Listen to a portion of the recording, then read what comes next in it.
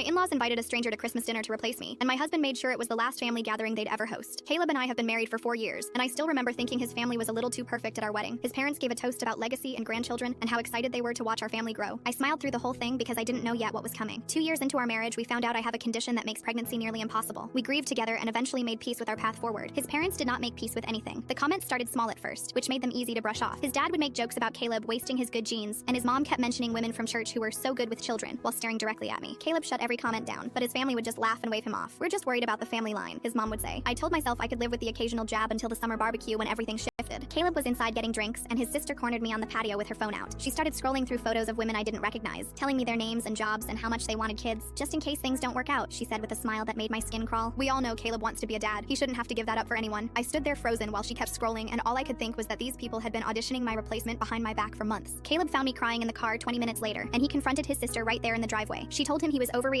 and that she was just trying to help. When the Christmas invitation came, his mom was unusually insistent that we arrive on time because there would be someone special joining them. Caleb and I pulled into the driveway that night, and I noticed an unfamiliar car parked out front. We walked inside to find the dining room table set with one extra place setting, and a woman I had never seen before, already seated and smiling at my husband, like she had been waiting for him her whole life. His mom introduced her as a friend of the family and gestured for us to sit down. The woman kept finding excuses to ask Caleb questions about himself while his mom beamed at them from across the table. I watched his mom steer every conversation back to the stranger's accomplishments and her traditional values and how much he loved kids. Finally, his mom set down her wine glass and smiled at Caleb like she was presenting him with a gift. "We really think you two should get to know each other better," she said. "She wants children, lots of them." His mom turned to me with a look of pity that made my stomach turn. "We had to do something, sweetie. She's fertile." We checked. The room went silent. I could feel everyone staring at me, waiting to see if I would just sit there and take it. The woman across the table wouldn't even look at me. I stood up so fast my chair scraped against the floor. "You checked? You interviewed her like she's applying for a job as your son's breeding partner?" His mom rolled her eyes and told me I was being dramatic. "We're trying to help. You can't give him a family, so we found someone who can." "That's not cruelty, honey. That's love." Caleb stood up next to me. "You have never once seen my wife as a person. She's not a broken incubator you can swap out when she stops being useful. She's the woman I chose, and you just proved you've spent our entire marriage waiting for her to fail." His dad stood up and pointed at me. "We gave you everything. We paid for that wedding. We deserve grandchildren. And if she can't provide them, then we have every right to find someone who can." Caleb's voice went cold. "You're doing this because you see women as livestock." The stranger finally spoke up with her face pale and her voice trembling. "They told me you two were already separated. They said this was just a dinner to meet a family friend going through a divorce." She looked at his parents with absolute disgust. "You told me she was already out of the picture." Caleb grabbed my hand and told his parents we were done. Not just with Christmas, but with them. His mom's face twisted. "We spent 2 years watching you waste your life waiting for a miracle that's never coming. You're really going to throw away your family for a barren woman?" Caleb didn't even flinch. "I'm walking away from people who never deserved to call themselves family in the first place." We sat in the car for a long moment without speaking. I put my hand on my stomach and let out a shaky breath. "So much for the announcement." Caleb took my hand and squeezed it gently. "Your family will be much more excited to see the ultrasound anyway."